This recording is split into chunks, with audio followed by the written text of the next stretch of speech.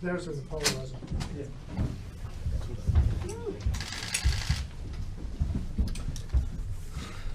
Hi everyone, good afternoon.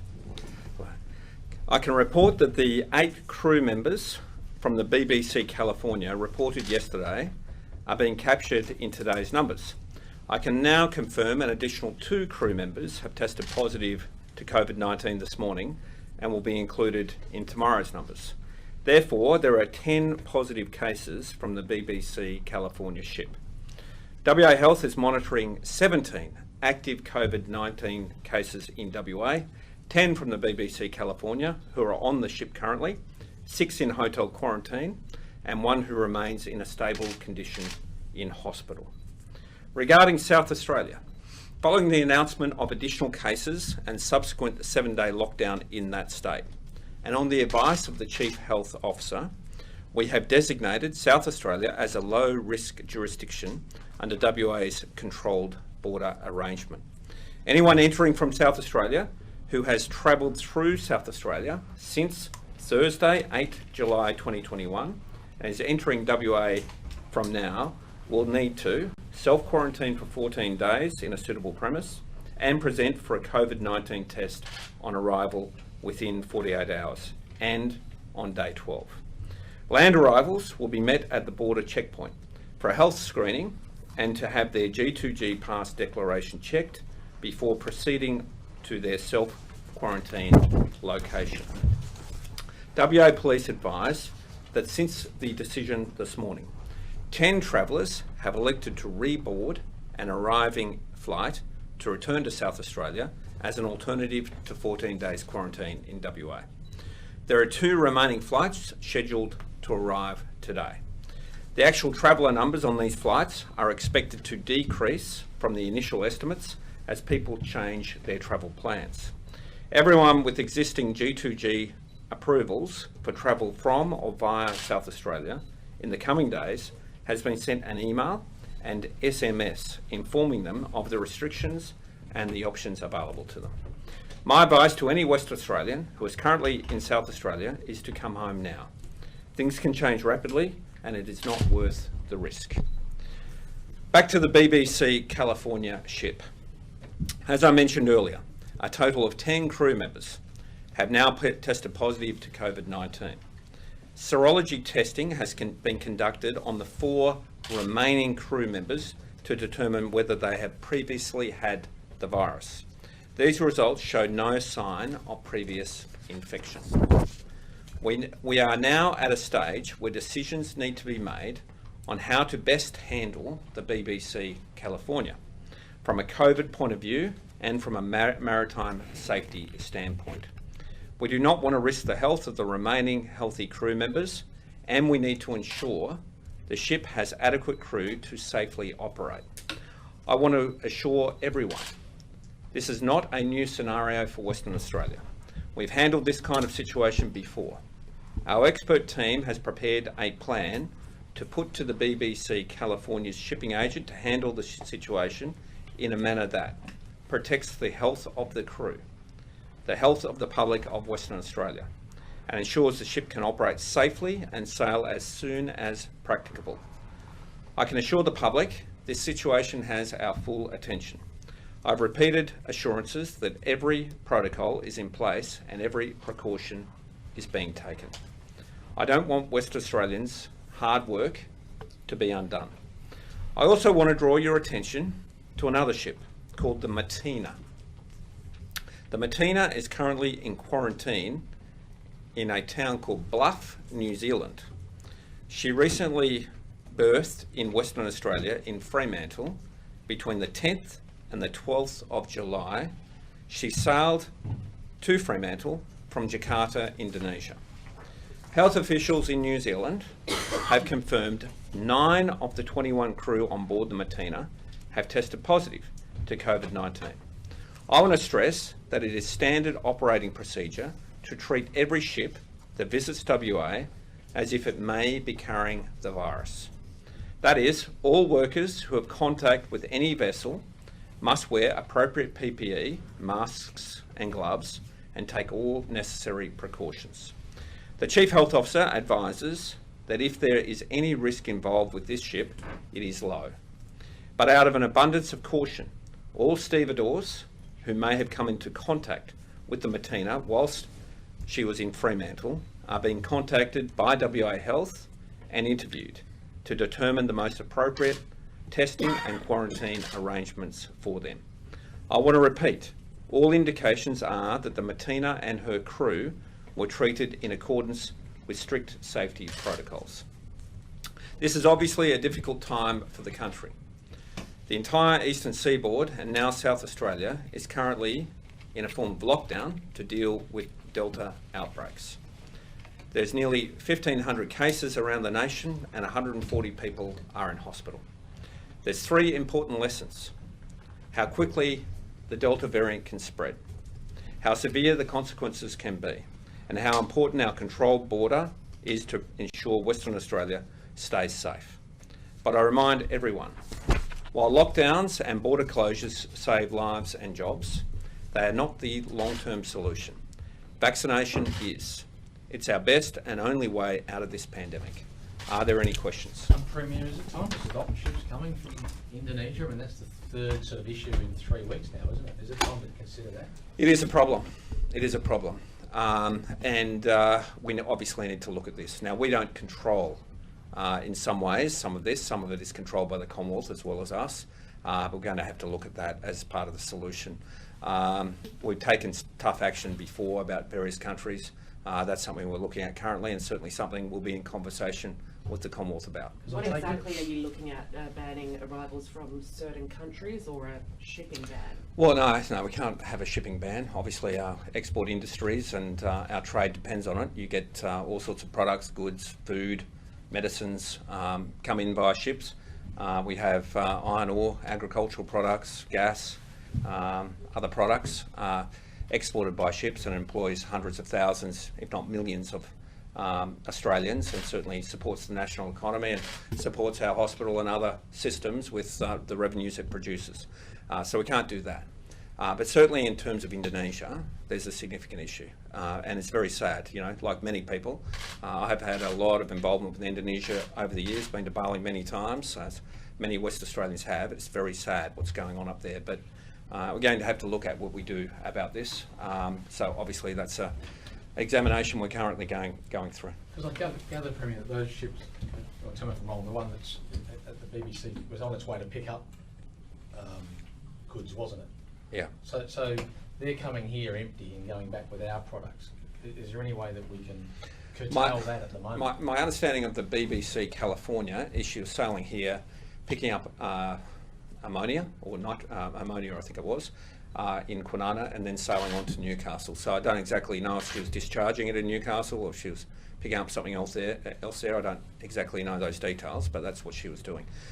It's just Indonesia has obviously got a lot of issues at the moment, and even though a lot of the crew on board these ships are not actually Indonesians, obviously when they get to Indonesia, I think they must be going ashore, they must be mixing with people.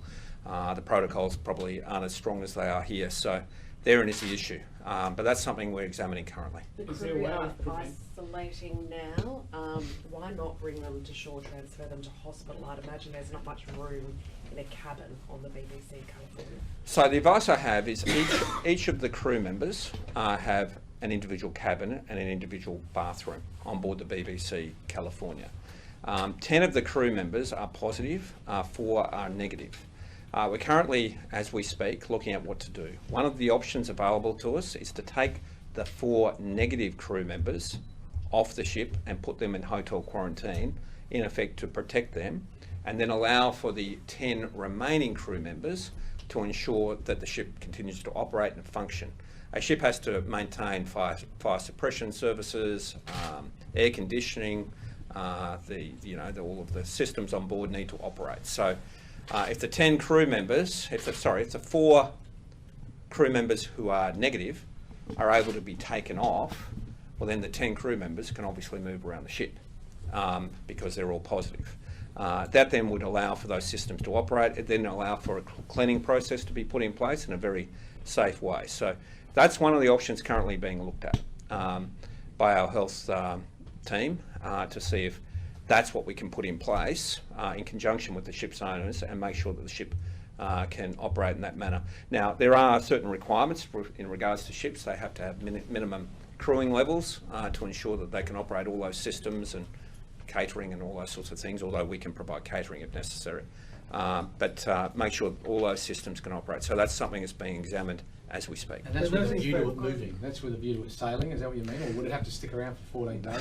Well, it's a moving feast, but it's with a view to making sure the ship can continue to operate and function, and we can get it to sail as soon as we can. So it may well be the ship has to stay there until the existing crew members on board, the 10 infected crew members, are better, then we can, and non-infectious, then we can put the 4 that we potentially take off back onto the ship, so it goes up to 14 crew members, and then she can sail. It's a moving sort of arrangement as we speak, but our number one priority is to make sure we don't have COVID come from that ship ashore. Our number one priority is to make sure we don't have COVID come from that ship ashore, so every precaution is being put in place to make sure the ship can operate with minimal contact with people in Perth. I think that's a problem, isn't it? It could be a recurring issue if you got that. I mean, I don't know how many ships are due to come down, travel through from Indonesia now, but that could be a recurring thing. It all duplicates and... That's why we're examining it. So we've been through these issues with other countries before around the world that have had major outbreaks of COVID, and various arrangements have been put in place, but that's what we're now looking at, what we can do about Indonesia. You have previously called for a ban on travel from India when they were at the peak of their issues. Would you call for the same? It was a suspension, and we did that as a country. The entire country did that, and obviously it reduced the pressure on our hotel quarantine system. This is obviously a different system, a different thing, because it's ships, and it might have some other complexities associated with it. So that's why we're looking at how we can move to best examine this issue and see if there's arrangements we can put in place to prevent ships coming through Indonesia. You know, these things are complex, and you know, there may well be products that we need out of Indonesia that are necessary. I don't know the answer to that. So that's why we're currently going through all of these examinations to see what can and should be done. And the Why crew, is it what kind of condition are they in? Are they sick or are they okay? I'm advised they're relatively young, and I'm advised they're in relatively good health. The thing about COVID, you never know. You can fall off the edge of the cliff very quickly and get very sick very quickly. But I'm advised they're relatively young and relatively healthy. South Australia, why not a hard border, and why can't you give a few hours warning before border changes like other states do? Well, that question is quite contradictory, both aspects of that. But we move quickly in order to protect West Australians. They had a case in the community. They've gone to a hard lockdown. I think it's appropriate we move to a higher level of restrictions on people coming out of South Australia. It's all about risk mitigation. They obviously don't have the spread that New South Wales and Victoria have, but obviously we'll monitor it. If we need to go harder on South Australia, we will. The Nurses Union has called for a hard... Just on the ship Matina, and how many... Matina. How many health officials are now being contacted? Is that No, it's dozens, do you think? Steve Adors. Oh, yeah. Is that dozens, do you think? It's about 25. So with the Matina, she sailed from Jakarta to Fremantle on the 10th to 12th of July. I'm advised she was in Fremantle. She's then sailed on to New Zealand, and she's in quarantine in New Zealand. She was there in Fremantle for 2 days. 25 of our employees or staff down in Fremantle had some interaction with the ship of various degrees.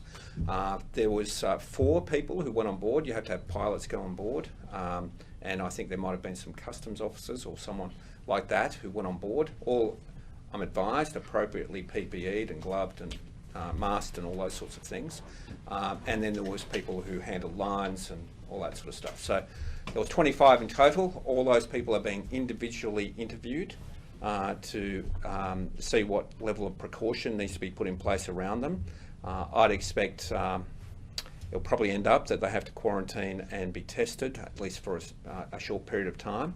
But I'm advised as well that the level of risk is low, and I'm also advised that they all wore the appropriate PPE and gloves and masks and the like. So it's a highly precautionary measure, but considering what is going on around the world and what's happening over east, happening everywhere, we're taking every precaution. Apologies for interrupting Eliza earlier, but the Nurses Union has called for a hard border with South Australia and for the border to be put up to all states and territories, Northern Territory, Tasmania included. If I can quote, Mark Olsen said, "I don't understand why this government isn't closing the border, shutting down construction. Such is the fear and devastation Delta can reign." Is that a bridge too far, or is it on the cards that WA shut ourselves off from Look, everywhere? I just think we need to keep level heads. And we are in a state of heightened anxiety and heightened risk, but we need to keep a level head. And so we have gone to a hard arrangement with a harder arrangement with South Australia. We have extremely hard arrangements with Queensland, New South Wales and Victoria. That's pretty strong. At the moment, there are no cases in the Northern Territory or Tasmania. But obviously, if that situation changes, we'll change our arrangements. We're doing everything we can to protect people, but I don't think we need to go overboard. He also called for the AFL to be shut down after Rowan Marshall from St Kilda unknowingly visited a Tier 1 exposure site, only listed as a Tier 1 exposure site Sunday night. Are you happy with the current quarantine testing arrangements for St Kilda and for the Eagles game to go ahead? Yeah, look, obviously we learnt about that today. He, as a player, is isolating. He's been tested 3 times in the last week. The players have been tested. It's been 6 days since he visited the exposure site. I'm advised that every precaution is being taken and the risk is very low. Senator Matt Canavan says that Australia needs to stop using lockdowns now that practically everyone in the aged care home has been vaccinated. What's your response to that? Senator Matt Canavan? Okay. Look, there's people out there who try and undermine our national health effort. And they get a grab. They get up on the telly. They get journalists asking about them. They get on the radio. It gives them some sort of psychological kick to do that. But they're not helpful. And all those people who advocate against people getting vaccinated or advocate against health measures, if they have their way, it'll cost people's lives. And so all we got to do is ignore them. We're a free country. People can say things. People can talk. But some people are out there and they don't listen to health advice. They risk people's lives. And frankly, they should just pipe down. Do you accept that the COVID-19 vaccination rate is slower than what you want it to be? I'd like everyone to get vaccinated as soon as possible. It's a big priority. I mean, all of this that's going on is preventable if we're all vaccinated. And so we'll get more stock on hand, we'll open more clinics, we're going to make more slots available. Go to your GP, go to your pharmacy if they have it available, get vaccinated as soon as you can. That's our way out of this. Countries that have their populations largely vaccinated, their death rate goes through the floor. So in the world we're in, if we want to get out of this with all the risks and all the fronts and all the threats, we just need to get vaccinated as soon as humanly possible. Can I get your response to the Commonwealth joining with a host of other countries and calling out Chinese hacking? Is that fair enough? Or? Fair enough on what? Well, who's fair enough? Previously spoken about, I guess, diplomacy being conducted behind closed doors and not these sorts of public comments. Oh, look, I understand. I read the story this morning. I think it's happening. There's various countries are advocating this around the world, as I understand it. Obviously, I've been caught up with this, but sure, correct. Yeah, it's a group of countries, including Australia, the US, the UK, that have come out and publicly, I guess, blamed China for a spate of hacking attacks. Whichever countries engage in these sorts of cyber attacks, I understand there's a number of them. They should stop. They should stop. It's unhelpful. It isolates those countries. It creates division, and it creates risk. I urge any country doing this to stop. And I don't think it's productive at any level for that country or indeed for the world. Just to be clear, you haven't sat around a table and considered closing WA off at this stage to every state because it is seeping around the country now. Yeah, I mean, we're not at that point yet. We're not at that point yet. But bear in mind, we're basically closed off to what, 80% of the population of Australia now, pretty much. And so we're not at the point yet of closing down to the Northern Territory and Tasmania, but it's obviously a big risk. What's occurring in Victoria, New South Wales, South Australia and Queensland, so we're doing everything we can to protect Western Australia. Look, closing off to everyone at this point in time is not something that we're doing, but obviously if it gets into the Northern Territory or Tasmania, well then that's what we consider. There's a code yellow at Fiona Stanley Hospital today. I believe there might have been one at Charlie's as well. Does that play into your thinking around COVID, the fact that our hospitals are all completely full already without COVID in the community? Well, that's a management tool, and what happens then is patients are diverted to other hospitals. So that's why we have a system approach to these things, and we have a large number of hospitals across Perth and across the state, so that we can move patients around should some hospitals get quite full. Every state's going through this at the moment. Every state has emergency departments very full. There's huge amounts of mental health in particular, which is probably exacerbated by what's going on with COVID. So we move people around as required. But obviously, if we need to, we close down elective surgery if we need to, as we have done before.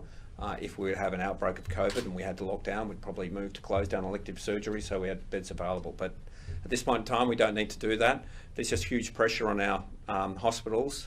As I've said many times before, it's generated by a number of things, but certainly mental health is one of them. With 150 people in hospital nationally with COVID, could our hospital system cope with a COVID outbreak here? Yes, we've done all of the wargaming around that. If that happens, you close down elective surgery, you free up beds that way, we bring on stream more ventilators, we have the capacity to ramp up to many hundreds of ventilators, we free up beds immediately. And that's what we would do if we had to. And we basically fund our hospitals better than any other state in Australia, and to a higher degree than any other state in Australia per capita. So we have all of that capacity there should we need to. But obviously we don't need to at this point in time. If we did, that's what we'd do. With the border with Queensland, medium risk, the Dockers playing there this weekend, do they quarantine when they return? Look, I haven't got the latest advice on that. I think they go into some sort of bubble arrangement, but I'd get the latest advice on that. We're doing what we did last year, which kept us safe, which had the whole AFL operating in accordance with COVID protocols. The AFL is not my number one priority. Football is not my number one priority. Keeping us safe is, but whatever we do around football and other sports is all designed to make sure that we keep our state safe. And just one more on that, hypothetically, Melbourne's extended its lockdown for 7 days. It's not decision time yet, but within weeks the grand final has to be locked in. If Melbourne can't, will WA put our hand up? Well, we're not seeking it at this point in time. We just want Victoria to get better. That's a discussion for another day, and obviously we'd look at that down the track if Victoria didn't have it under control, but at this point in time we just want Victoria to get it under control and get back to normal. Just very quickly, why aren't graduate nurses are all hired to solve the issue of nursing shortages, according to the ANF? We're employing more nurses than ever before, 1,000 this year and 1,000 next year. We've funded it, we are funding additional nurses and additional staff. Our hospital system and our aged care are a bit under pressure because we can't bring people in from overseas. So what you find in aged care and what you find in hospitals is a lot of the staff, people who come in from overseas who might be on a travelling working holiday, or they might be immigrating into Australia, but we don't have that at the moment. So we're employing more additional staff, in particular nurses, than ever before. The Planning Minister... Amongst local people. The Planning Minister said this morning at a breakfast that you might have to streamline some of your infrastructure program because there's so much heat in the economy and the ability to keep up with it. I mean, it sort of suggests that there's going to be some projects delayed. You know what they are yet? That's a function of the economy. Our economy is incredibly strong and our building industry is working overtime, and in particular construction, residential construction and the like. So we're looking at smoothing the pipeline of building to take account of that. What you don't want to do is put out projects that you can't deliver because the private sector is so strong, push up costs for everyone across the board, including home builders, and have even more pressure put on a industry that's already overheating. So that's why we look to smooth the pipeline, deliver the same amount of projects, but over a longer period of time. You know, I want to make sure there's work for the long term as well. So you don't want to rush everything and push everything in now and create huge cost overruns, and then in 4 years' time or 3 years' time, not have enough work. So it's just common sense is what the Minister has explained. Sorry, just quickly, Orange in New South Wales is going into lockdown as well now. I know Orange. What's happening there? They've got cases there, have they? Yep, a food delivery driver from Sydney has it's transmitted to a local there. I mean, is it Delta? But it's, you know, I mean, it's spreading now. You know, not just the cities, but you know, regional towns going into lockdown as well. I mean, how do you rate the danger level Australia-wide? It's very high. The danger level at the moment is very high. That's why we close borders to entire states. The hotspot model that the Commonwealth promotes about certain cities or towns or postcodes, we don't adopt. We close to entire states. So I think that vindicates the approach we've adopted. Thank you very much. Happy birthday last week. Happy birthday. Thank you very much. Thank you. Which one was that? 5-5? Don't like to say it. Same as you.